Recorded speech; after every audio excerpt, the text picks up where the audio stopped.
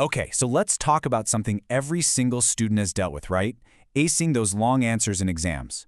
You know you've studied, you know the stuff, but how do you actually turn all that knowledge into full marks? Well, let's break down the strategy. I bet this sounds familiar. You write and you write and you write. You fill up pages, every single line. But then you get the paper back, and the score? It just doesn't match the effort you put in. It's so frustrating, and honestly, it's a super common problem. Okay, so here's the big secret, the crucial mindset shift you need to make. The goal is not to just fill up the page. It's about writing smart. You have to communicate what you know with total clarity. See, examiners aren't impressed by how much you write. They're looking for quality. And that is exactly what we're going to get good at today. All right, first things first, we have to start with a really clear opening.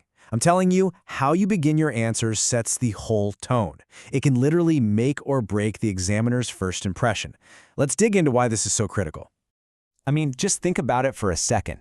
These examiners are reading hundreds, maybe thousands of papers. They can often tell right from that very first sentence if you know your stuff. So a strong, confident opening? It immediately signals, hey, I know exactly what I'm talking about. Check out this example. It's not some long, rambling intro, is it?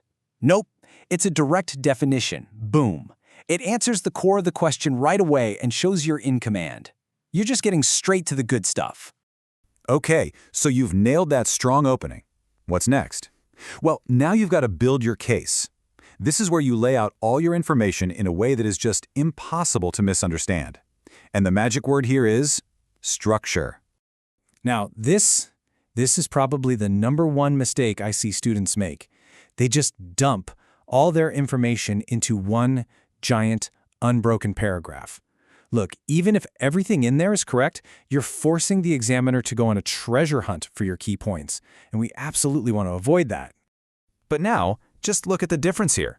We take that exact same information and we just break it into simple points. Suddenly, every key concept just pops.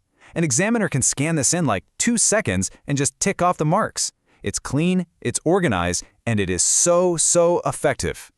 So the big takeaway here is really simple. Just aim for, say, 4 to 5 clear points. Give each idea its own line. And you want to know a pro tip?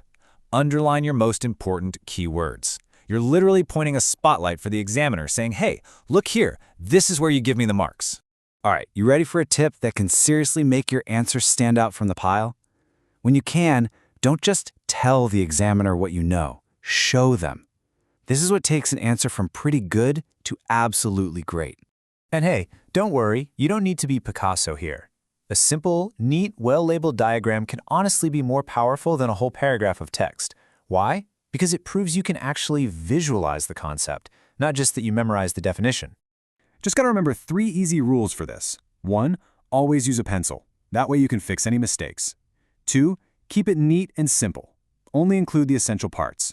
And 3, and this is the most important one, label every single part. An unlabeled diagram is just a doodle. A labeled one, that's data. That's marks. So we've got a great opening, we've got a clear, structured body. Now what? How do we wrap this thing up? Well, a great answer doesn't just stop, it concludes. You know, this is one of those tiny little details that has a huge impact.